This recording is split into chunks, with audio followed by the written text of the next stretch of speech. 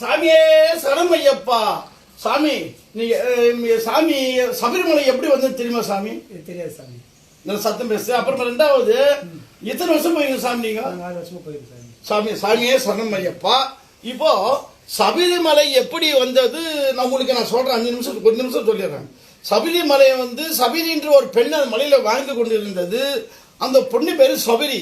அது என்ன பண்ணுச்சு, பயத்தோட்டம் பூத்தோட்டம் வச்சு வாழ்ந்து கொண்டிருந்தது. அது 80 வயசாச்சு. சொர்க்கலோகத்துக்கு போட்டு ராமா ராமா லட்சுமணா ராமா லட்சுமணா ராமான்ட்டு தவம் பண்ணிக்கின்னு அந்த மலையில வாழ்ந்து கொண்டிருந்தா அந்த பொண்ணு பேர் சபரி. உடனே நம்ம ராமர் லட்சுமணன் அந்த வையா வந்து அவங்க மோட்சத்துக்கு அந்த பொண்ணை கொடுத்து மோட்சத்துக்கு அனுப்புறாங்க. அந்த பயத்தோட்டம் பூத்தோட்டம் அவங்க பரிமாறி அந்த பொண்ணு என்ன மோட்சத்துக்கு அனுப்பு சாமி ராமா லட்சுமணா ராமா லட்சுமணன் தவம் பண்ணி அந்த தவத்துக்கு பலன் கொடுத்துட்டார் ராமர் லட்சுமணன் அந்த வையா கிருஷ்ணகந்தா போறதுக்கு. அப்போ அந்த பொண்ணு மோட்சத்துக்கு போயிடுச்சு. அப்போ அந்த பொண்ணு பேர் சபரி அந்த மலையில வாழ்ந்து கொண்டு இருந்தது.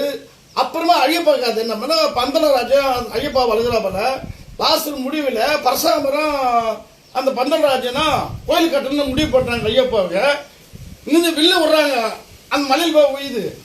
அப்போ என்ன சொல்றாங்க, ஏற்கனவே அந்த பொண்ணு சபரின்ற ஒரு பெண்ணு வாழ்ந்தது.